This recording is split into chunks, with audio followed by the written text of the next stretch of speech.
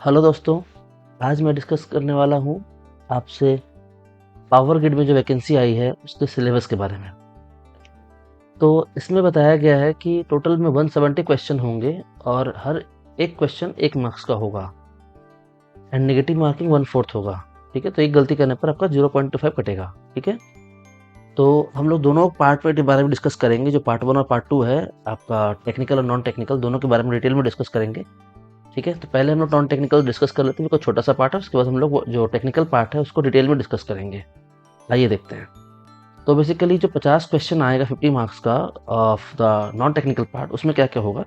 English vocabulary होगा, verbal comprehension होगा, quantitative aptitude होगा, reasoning ability, data sufficiency, interpretation, numerical ability and general awareness. ठीक है ना?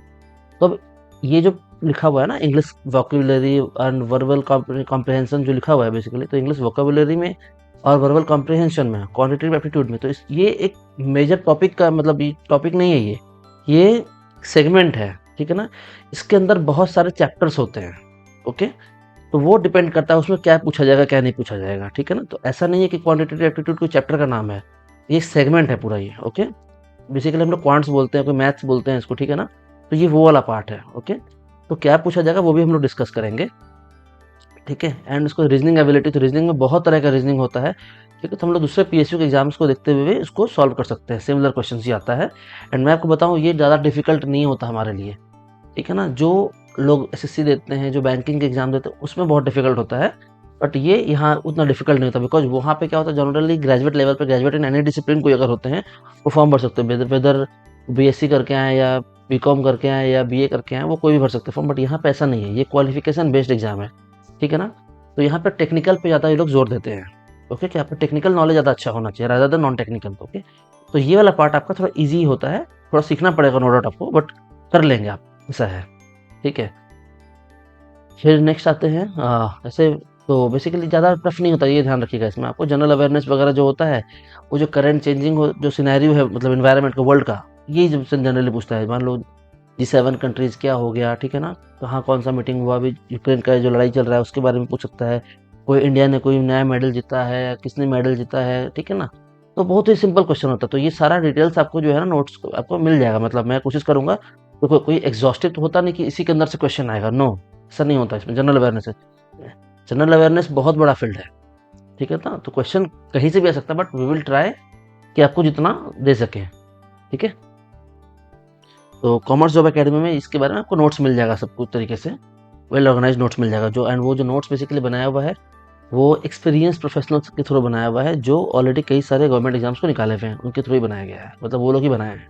ठीक है, तो आइए अब डिस्कस करते हैं टेक्निकल पार्ट को। ठीक है, तो इसमें बोला गया कि 120 क्वेश्चन जो होगा वो होगा आपका टेक्निकल पार्ट से, और टोटल एग्जाम जो है 2 घंटे का होगा, तो ये ध्यान रखना है। ठीक है, तो आइए हम लोग कुछ कुछ वैकेंसीज को देखते हैं, जहाँ पे सी एंटर लेवल में वैकेंसी आई थी, उसके सिलेबस को देखते हैं एक रफ आइडिया के लिए। ठीक है,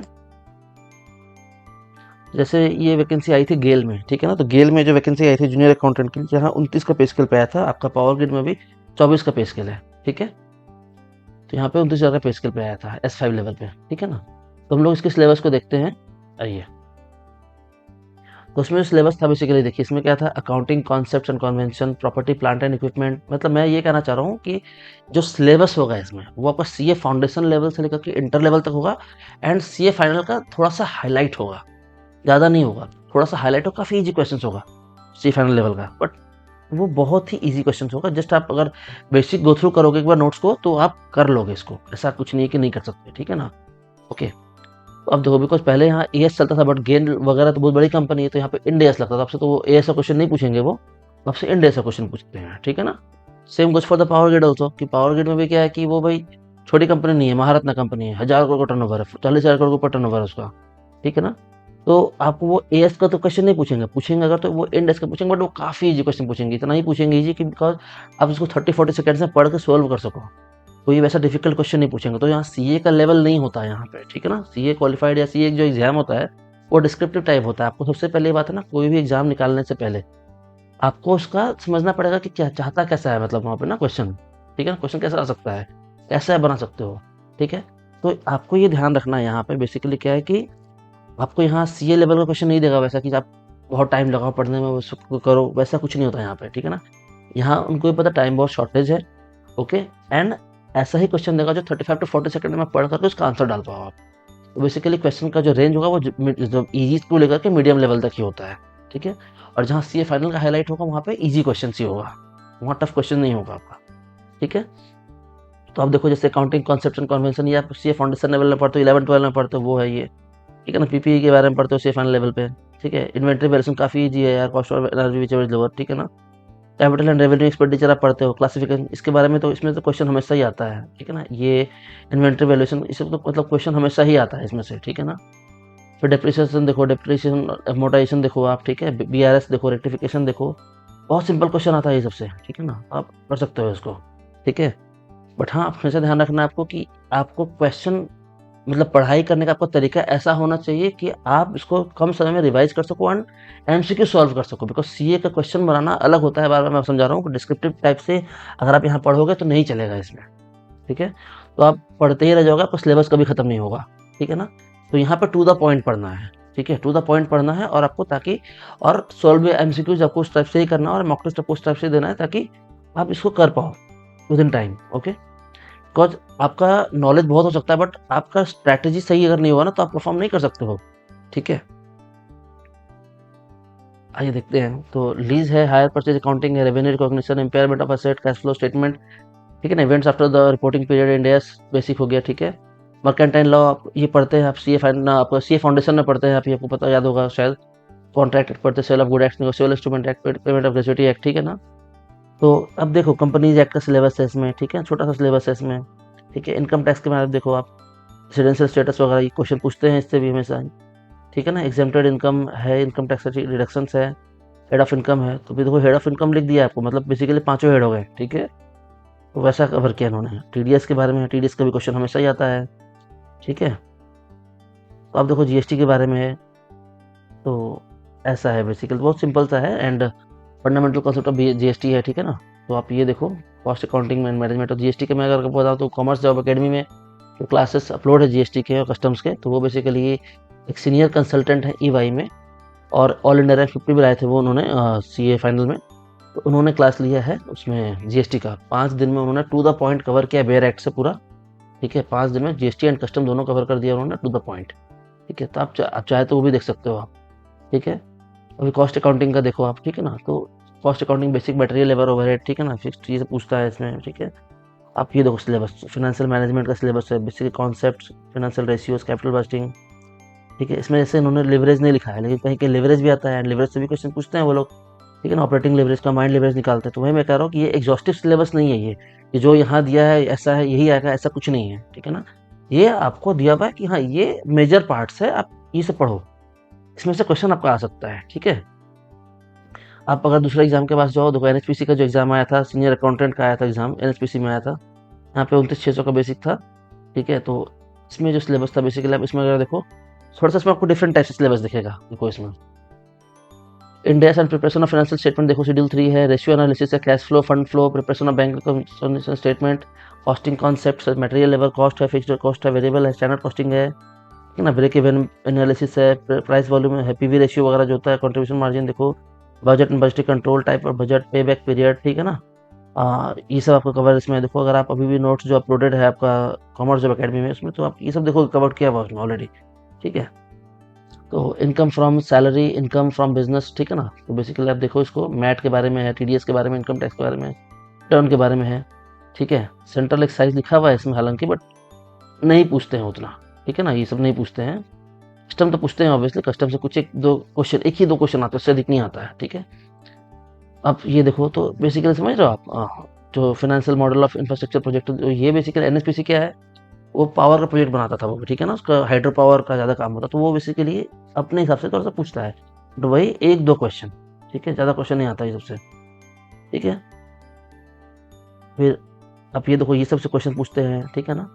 बट आप इसलिए आपको इसके बारे में आपको नॉलेज होना चाहिए, बस आपको ये तो नहीं पता वो 1 या 2 क्वेश्चन कौन आएगा, कौन सा क्वेश्चन आएगा, आपको तो ये नहीं पता। तो आपको इस टॉपिक का नॉलेज पूरा होना चाहिए, ठीक है, तभी आप इसमें कर पाओगे, ठीक है। आप देखो प्रोजेक्ट अप्रेजल फॉर इन्वेस्टमेंट है, internal audit, internal control, investigation, method of charging of depreciation of an asset, ठीक है। तो आप देखोगे कि आपको इसमें जो सिलेबस मिलेगा वो सीए फाउंडेशन से लेकर के सीए फाइनल तक का फाइनल पूरा नहीं, मतलब सी इंटर तक का पूरा मिलेगा आपको, and some highlights of the final, ऐसा है। आपको मैं और दिखाऊं तो और एक वैकेंसी आई थी किसी PSU में, तो उसमें सीनियर असिस्टेंट का था फाइनेंस का। तो उसमें बस ऐसे लिखा हुआ था कि English, accountancy, financial management, income tax, business communication, basic of computer, ऐसे लिखा हुआ था, ठीक है ना। इन्होंने डीप में मेंशन नहीं किया। इन्होंने जिसके बारे में, ये तो देखो आप, ये जो देखो ये दूसरा सिलेबस है, ये कंपनी सेक्रेटरी के लिए सिलेबस था, ठीक है, तो ये आपके लिए नहीं एप्लीकेबल है।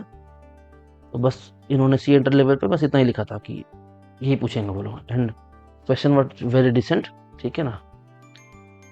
फिर आप देखो, अगर आप सेंट्रल कोलफील्ड का देखो आप अगर, तो उसमें आप देखो उसमें क्या पूछा गया, basic knowledge of accounting, basic accounting term, single and double entry system, general, various subsidiary laser, trial balance, rectification of errors, BRS, ठीक है ना, income statement, balance sheet, basic of knowledge income tax, GST, ठीक है। Points में क्या क्या पूछा गया इनमें देखो, number system, ratio and proportion, grossing up, percentage, profit and loss account, simple and compound interest, time distance work, average problem of age, ठीक है ना, ऐसा है। लॉजिकल रीजनिंग में क्या पूछते थे, कोडिंग, डिकोडिंग, अर्थमेटिक रीजनिंग, ठीक है, एनालॉजी, ठीक है, ब्लड रिलेशन से क्वेश्चन आता है जनरली, ठीक है, सिमिलरिटीज, ऑर्डर एंड रैंकिंग, ठीक है ना। तो ये सब बेसिकली है, ये तो खैर आपको जरूरत नहीं है पढ़ने का इसमें, ठीक है। तो मैं बेसिकली आपको ये बता रहा हूँ कि जो सिलेबस है, ठीक है ना, तो ये जो है आपका बेसिकली CA फाउंडेशन लेवल से लेकर के CA इंटर लेवल तक का मेनली सिलेबस है। आप अगर बात करें जूनियर ऑफिसर ट्रेनिंग के लिए, और अगर आप बात करें असिस्टेंट ट्रेनिंग के लिए जो कि BCom लेवल के क्वेश्चन है, उसमें क्या है कि उसमें भी सिमिलर सिलेबस है, बिकॉज BCom का सिलेबस और जो CA इंटर तक का सिलेबस लगभग सेम ही है। बहुत सिमिलर क्वेश्चन सिलेबस है, मतलब सब्जेक्ट्स लगभग सिमिलर ही है। सिर्फ डिफरेंस इतना आएगा कि आपको CA जो जूनियर ऑफिसर ट्रेनिंग वाला जो एग्जाम है, इसमें आपको इन डेज का कुछ आपका ICDS का हाईलाइट देखने मिलेगा, डेफर टैक्स वगैरह देखने मिलेगा क्वेश्चंस, जो कि आपको जो कि आपको असिस्टेंट ट्रेनिंग जो BCom लेवल पे है उसमें नहीं मिलेगा देखने, बस इतना ही डिफरेंस है, ठीक है। बट लगभग सारा सेम ही है सिलेबस, ठीक है ना। तो आपको अब आती है बात स्ट्रैटेजी की, कैसे पढ़ाई करें इसके बारे में। तो देखिए ऐसा है कि अगर आपका बेसिक्स बहुत स्ट्रांग है पहले से, ठीक है ना, आप पढ़ने में बहुत अच्छे हो और आपका बेसिक बहुत स्ट्रांग है, तो आप फिर भी कुछ MCQs वगैरह प्रैक्टिस करो आप, ठीक है ना। MCQs वगैरह प्रैक्टिस करो, आप करके देखो कर सकते हो या नहीं कर सकते हो, कुछ पास्ट एग्जाम में क्वेश्चन सॉल्व करके देखो कर सक रहे हो या नहीं कर सक रहे हो, ठीक है ना। फिर भी मैं बोलूँगा कि आप MCQ वगैरह प्रैक्टिस करो अच्छे से आप, ठीक है। और बहुत लोगों का ये भी कहना है, सर हम लोगों ने तो बहुत पहले फाउंडेशन पढ़ा है, भूल गए, अभी भी कुछ याद नहीं है हमें, ठीक है। तो आप कैसे करेंगे तैयारी इसकी, तो देखो दो तरीका तैयारी करने का है, ठीक है, मैं बता रहा हूँ। पहला तो है कि आप जो है CA फाउंडेशन के बुक्स लो, एंड आप उसमें से लाइन बाई लाइन सारा चैप्टर पढ़ो, पूरा पूरा CA फाउंडेशन पढ़ो पूरा, आप इंटर के सारे चैप्टर्स को पढ़ो, एंड पूरा, ठीक है। फाइनल्स के भी जो इंडेक्स वगैरह दिए हैं सब पढ़ो आप उसको, ठीक है। तो आप वैसे भी कर सकते हो उसमें से आप, ठीक है ना। एंड सेकंड ऑप्शन है कि बेसिकली कॉमर्स जॉब एकेडमी में डाला हुआ है topics wise syllabus, okay. And उसमें क्लास स्टार्ट करने के लिए बेसिकली क्लासेस तो नहीं मैं बोलूँगा, नोट्स बेसिकली इसमें है, स्टार्ट हो गया है, टू द पॉइंट, में टू द पॉइंट नोट्स है, ओके। अगर आप चाहो तो आप वहाँ से वो भी ले सकते हो ताकि आपका समय बचे एंड आप टू द पॉइंट तैयारी कर सको आप, ठीक है ना।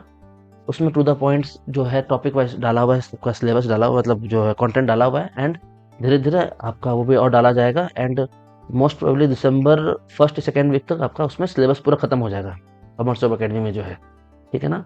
तो वहाँ पे क्या होगा बेसिकली कि आपका टाइम वेस्ट नहीं होगा, ठीक है, बिकॉज आप जो CA फाउंडेशन का अगर आप बुक पढ़ते हो या इंटर का बुक पढ़ते हो तो आपको क्या है पूरा टेक्स्ट पढ़ना पड़ेगा, ठीक है ना।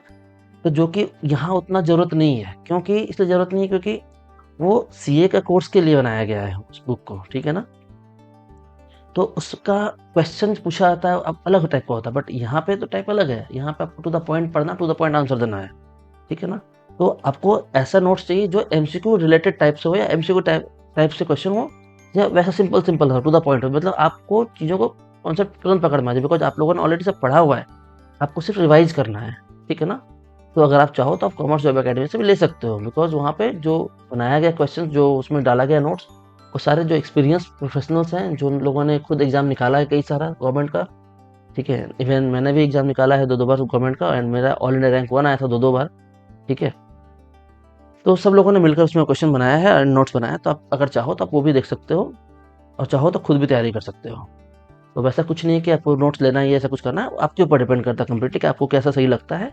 टू द पॉइंट पढ़ना है तो आप नोट्स लो, आपको लगता है कि नहीं मैं पूरा बुक के एक लाइन पढ़ूंगा, तो बुक के एक लाइन पढ़ के तैयारी कर सकते हो आप, ठीक है।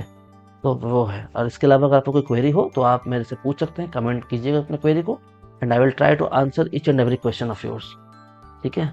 Thank you very much.